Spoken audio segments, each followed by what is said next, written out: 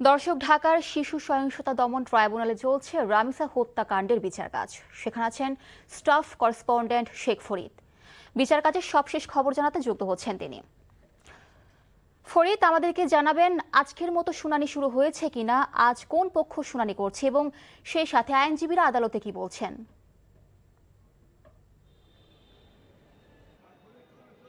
জি, কিছুক্ষণ আগে বলা চলে যে 8:30 বাজে আসামিদেরকে আদালতে আনা হয়েছে। তাদেরকে রাখা হয়েছে আদালতের হাজতখানায়। কিন্তু এখনো পর্যন্ত শুনানি শুরু হয়নি। শুনানি শুরু হবে কিছুক্ষণ পরে। আর আজকে যে বিষয়টি সবচেয়ে বলে রাখা দরকার, আজকে আত্মপক্ষ শুনানির কথা কিন্তু রয়েছে, যেটি 142 ধারা, যেটি 44 সরি, আত্মপক্ষ শুনানির জন্য যে কথা বলা হয়েছে। আসামিরা কিন্তু আজকে কথা বলার সুযোগ পাবে এবং এই গতকালকে যেমন 16 জন সাক্ষী কিন্তু সাক্ষ্য দিয়েছিলেন আদালতে এবং সাক্ষ্য দিয়ে দেওয়ার সময় কিন্তু উঠে এসেছে আসলে এই মামলাকে শক্তিশালী করেছে, যেন অপরাধীরা যেন অপরাধ এখানে আসলে উঠেছে সেটি ফুটে উঠেছে সেটি আসলে আসামি পক্ষের যারা আইনজীবীরা রয়েছেন তারাও কিন্তু আর্গুমেন্ট করবেন আজকে এবং যারা রাষ্ট্রপক্ষের আইনজীবী রয়েছেন তারাও কিন্তু আর্গুমেন্ট করবেন, এমনটাই কিন্তু আদালতে আজকে হওয়ার সম্ভাবনা রয়েছে এবং আসামিরা তাদের নিজেদের পক্ষ থেকে কথা বলার সুযোগ রয়েছে। আরেকটি বিষয় আপনাদেরকে বলে রাখতে চাই, আজকে কিন্তু